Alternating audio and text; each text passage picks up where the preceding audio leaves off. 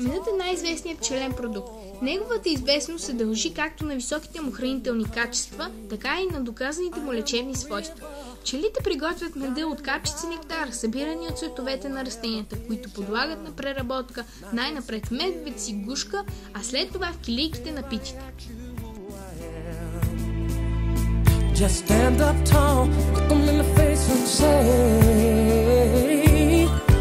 I'm that star up in the sky, I'm that mountain peak up high, hey, I made it, I'm the world's greatest, and I'm that little bit of hope. Най-разпространеният тип кошери у нас е дадан блатовец. Той състои от едно подвижно дъно и един съндък, без дъно и без капак, който събира 12 рамки или по-точно 10 рамки и две пределни дъски от едно платно или покривни дъщици, които покриват рамките от една дървена или сламена възглавница, която се поставя на платното или покривните дъщици и от един капак или подвижен покрив. През времето на главната беритба върху плотника се поставят един или няколко магазина за мед, съдържащи рамки на половин височина от плодниковите.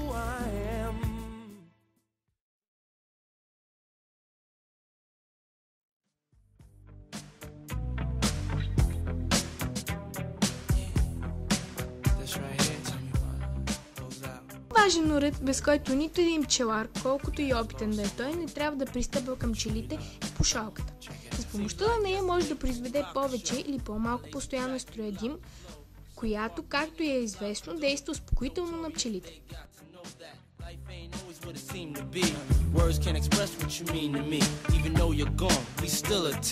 Through your family, I'll fulfill your dreams. In the future, can't wait to see if you open up the gates for me. Reminisce sometime, the night they took my friend. Try to black it out, but it plays again. When it's real, feeling's hard to conceal. Can't imagine all the pain I feel. Give anything to hear half your breath. I know you're still living your life after death.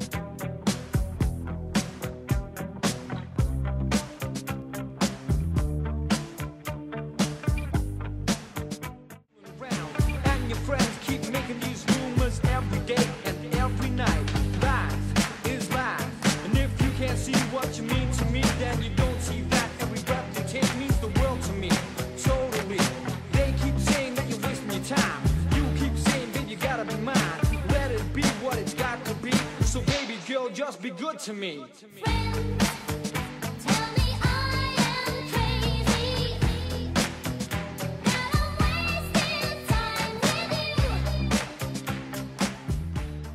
Медовитите пити се освобождават, като се смитат пчелите с леко намокрена пчеларска четка или гъш и перо. Пчеларската четка служи при всички случаи, когато трябва да се сметат пчелите от питите, както и да се почистват и измитат на дъното.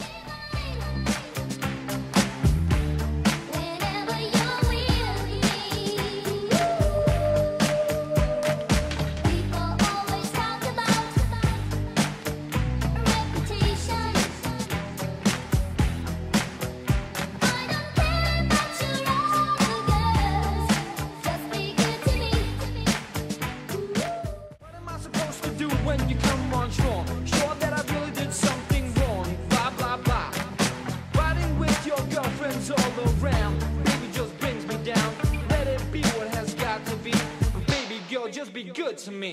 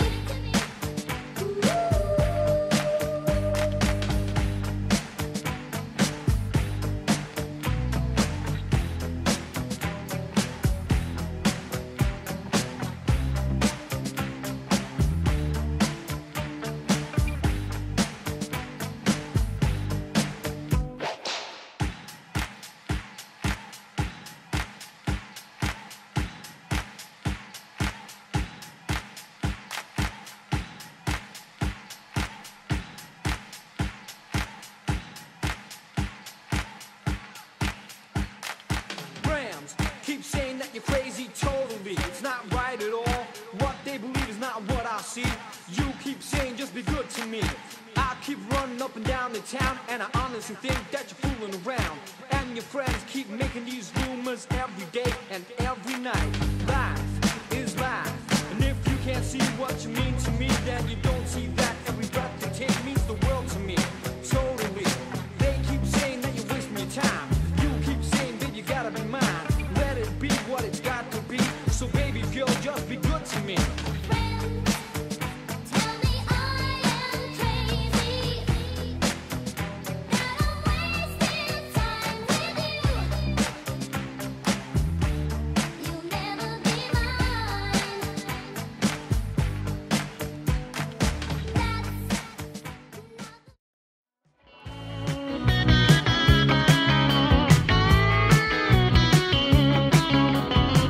Пчеларската верица служи за разпечатването на медовитите пити при центрофугирането им. Представлява една металическа пластинка, на която са прикрепени 20 стоманени игли, дълги 30 мм с диаметър 1 мм.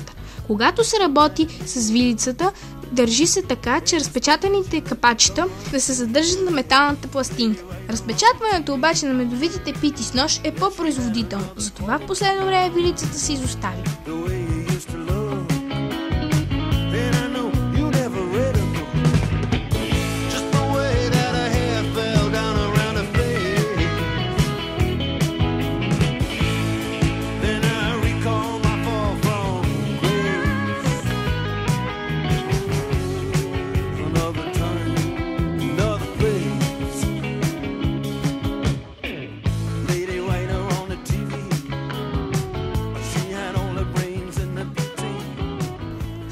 Важно пчелен продукт е восъкът, който пчелите отделят за изграждането на гнездо и който в дадени моменти се изважда от него и се използва от човека за различни цели. Все пак почти 80% от пчелния восък се връща на пчелните семейства под формата на изкуствени восъчни пити, а останалите 20% се използват повече от 40 отрасли на индустрията.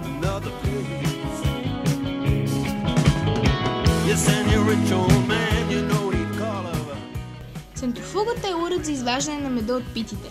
Най-лесно медът се изпръсква от питите, когато е още топъл, т.е. и току-що е изваден от кошера. Питите, извадени по-рано, се центрофугират само в топло време или в затоплени помещения.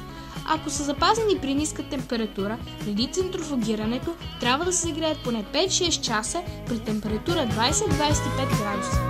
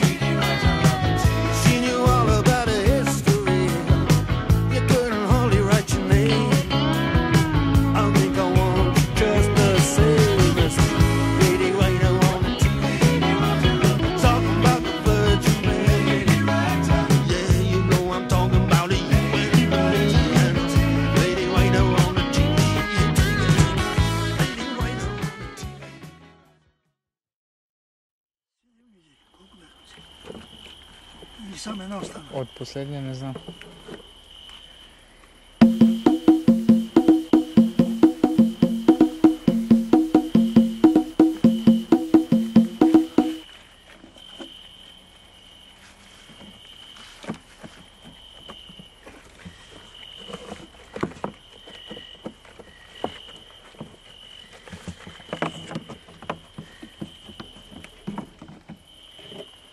След свършването на главната беритба и веднага след свалянето на магазините и вторите корпуси, пчеларят е длъжен да направи обстоен преглед на пчелните семейства. Целта на прегледа е да установи точното състояние на пчелните семейства по всички показатели – пчели, пило, майка, хранителни запаси, годност на питите, изправност на кошерите и други, както и да следят всички условия за най-добро есенно развитие. Тази работа не трябва да се отлага до пълното прекратяване на пашата, защото пчелната кражба и нападение, които сега възникват в най-опасна форма, могат да попречат на спокойната работа.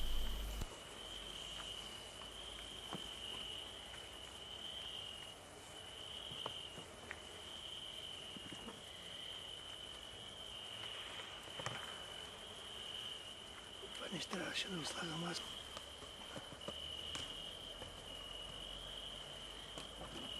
Мама ти бе, кайчетата бе.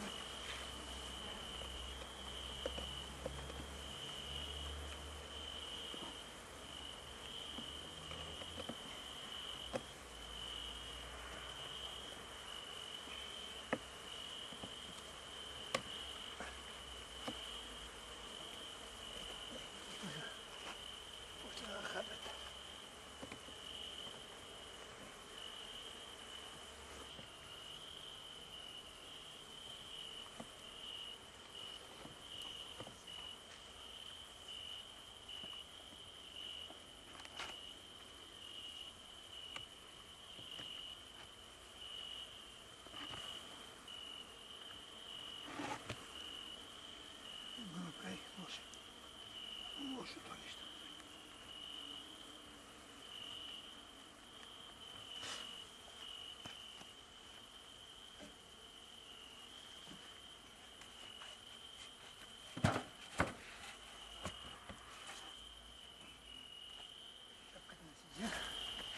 Ще донесе ли?